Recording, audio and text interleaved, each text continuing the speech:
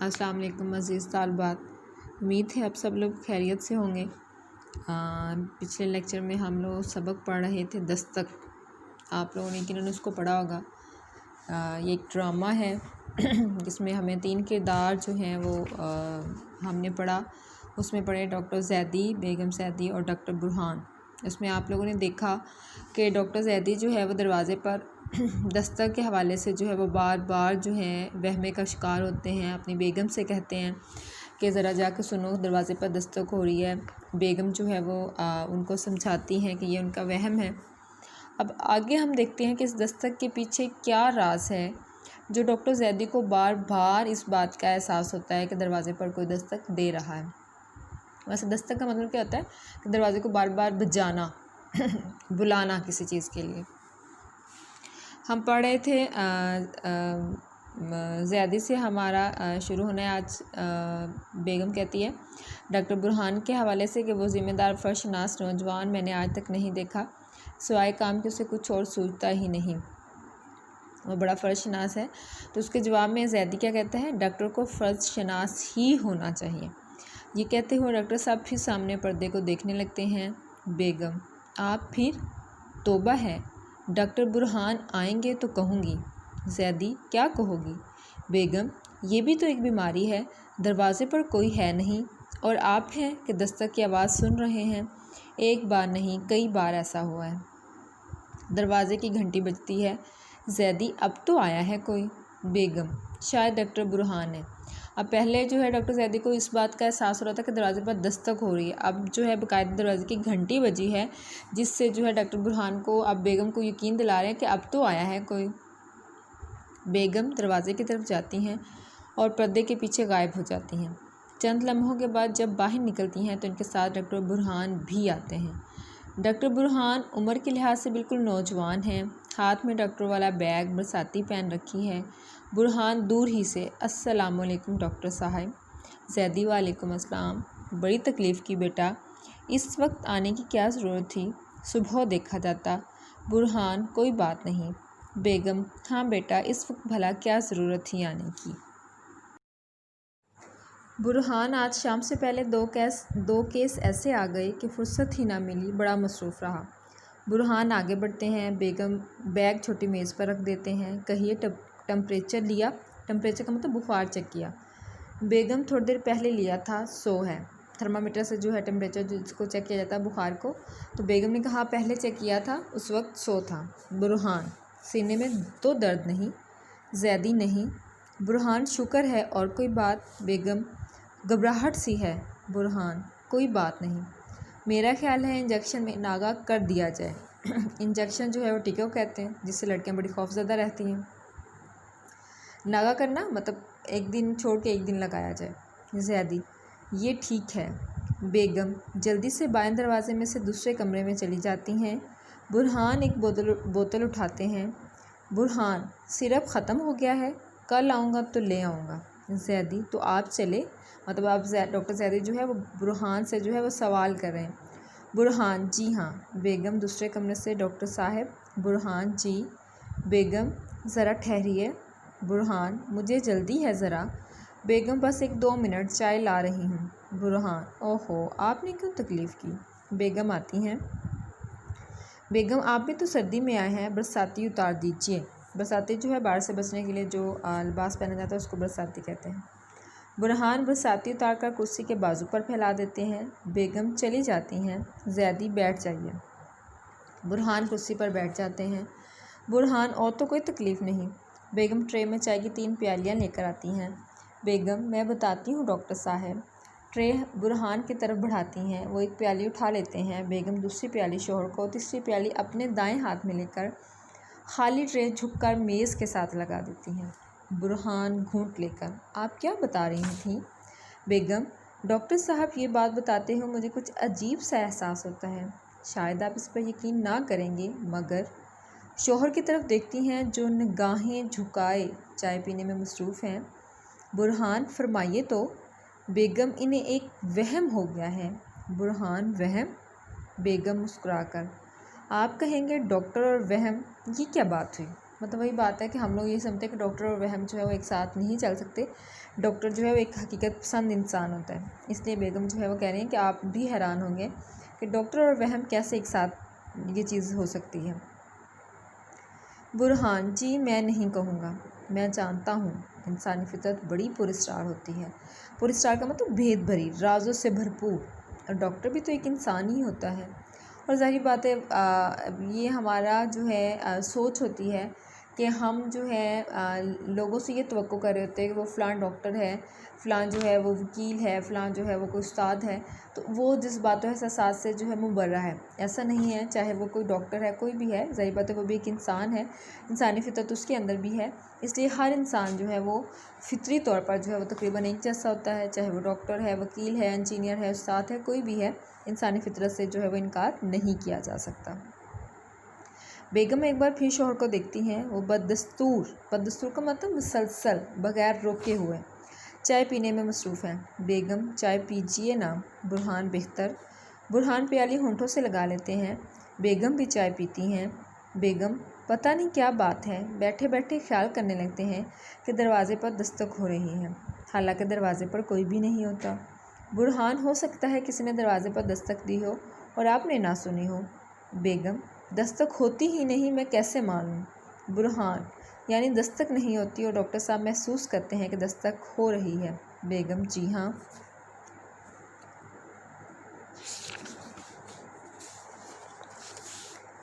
برہان چائے کے 2 گھونٹ لے کر زیدی کی طرف دیکھتے ہیں. زیدی نے پیالی خالی کر دی ہے. بیگم ہاتھ بڑھا کر پیالی لے لیتی ہیں اور میز پر رکھ دیتی ہیں. زیدی نے اپنا ساتھ دیوار سے لگا دیا ہے اور آنکھیں بند کیے لیٹے ہیں. برہان: نیند آ رہی ہے ڈاکٹر صاحب. زیدی آنکھیں کھولے بغیر: جی نہیں. بیگم: آج انہیں بار بار یہی خیال آتا ہے. میں نے کہا بھی کہ باہر تیز ہوا چل رہی ہے، اس کی وجہ سے یہ شور ہو رہا ہے، مگر مانتے ہی نہیں. 2 مرتبہ مجھے دروازے پر بھیجا ہے. زیدی: اور وہاں کوئی نہیں تھا. بیگم: کوئی بھی نہیں. زیدی: اچھا. بیگم: آپ ان سے پوچھئے. زیدی آنکھیں کھول دیتے ہیں. زیدی: برہان بیٹا. برہان: کہیے. اب جو ہے اس دستک سے جو ہے جس کی ڈاکٹر زیدی جو ہے وہ بار بار آواز سنتے ہیں دروازے پر، اس دستک کے پیچھے کیا راز چھپا ہے، وہ راز جو ہے ڈاکٹر زیدی جو ہے وہ برہان کو جو ہے وہ بتا رہے ہیں. یہ آج سے 18-20 برس پہلے کا واقعہ ہے. اس زمانے میں میری پریکٹس خوب چلتی تھی. پریکٹس کا مطلب ڈاکٹری جو ہے ان کی سر کھجانے کی بھی فرصت نہیں ملتی تھی. سر کھجانے کا مطلب بہت زیادہ مصروف رہنا. ڈسپینسری اور گھر پر مریضوں کا تانتا بندھا رہتا تھا. ڈسپینسری ظاہر بات ہے جو انہوں نے کلینک بنایا ہوا تھا، گھر گھر ہی ہے. تانتا بندھا رہنا، بہت زیادہ رش ہونا، ہجوم ہونا. ایک رات میں دیر سے گھر پہنچا اور پہنچتے ہی بستر پر گر پڑا. بری طرح تھک چکا تھا. برہان پیالی میز پر رکھ دیتے ہیں. بیگم پیالی ہاتھ میں لیے غور سے دیکھ رہی ہے. کچھ دیر بعد میرے نوکر نے آ کر بتایا کہ کوئی بڑے میاں آئے ہیں اور آپ کو ساتھ لے جانا چاہتے ہیں. میں نے انکار کر دیا اور نوکر سے کہا کہ بڑے میاں کو واپس بھیج دو، مگر اس کے روکنے کے باوجود وہ بوڑھا میرے کمرے میں آ گیا اور منت سماجت کرنے لگا کہ میرا بیٹا سخت بیمار ہے، پہلے بھی آپ کی دعا سے شفا ہوئی تھی، چل کر دیکھ لیں. مگر میری آنکھیں بند ہوئی جا رہی تھیں. زیدی 2-3 لمحوں کے لیے خاموش رہتے ہیں، پھر کہنے لگتے ہیں. گرم بستر چھوڑنا مشکل محسوس ہو رہا تھا. میں نے سختی سے انکار کر دیا. وہ بولتا رہا اور جب نوکر نے اسے زبردستی باہر نکال دیا تو دروازے پر دستک دینے لگا. نہ جانے کب تک دستک دیتا رہا. میں سو گیا. زیدی پھر خاموش ہو جاتے ہیں. بیگم کی نگاہیں اپنے شوہر پر جمی ہیں اور برہان میز سے دوائی کی ایک شیشی اٹھا کر اسے دیکھ رہے ہیں. صبح اٹھا تو طبیعت پر بڑا بوجھ تھا. افسوس کر رہا تھا کہ میں نے بوڑھے کو کیوں مایوس کیا. اب آپ لوگوں نے دیکھا کہ دروازے پر دستک کے پیچھے کیا راز تھا کہ انہیں لگتا تھا کہ وہ بوڑھا جو ہے وہ بار بار دستک دے رہا ہے. وہ شاید اس بوڑھے کے ساتھ جانا بھی چاہتے تھے، لیکن تھکاوٹ اس قدر تھی کہ ان سے اٹھا نہیں گیا اور جو ہے نوکر نے بھی جو ہے اس بوڑھے بابے کو جو ہے وہ باہر نکال دیا. تو وہ دراصل وہ دستک نہیں بلکہ ڈاکٹر زیدی کی ضمیر کی آواز ہے جو بار بار جو ہے وہ انہیں ملامت کر رہی ہے کہ آپ نے اچھا نہیں کیا.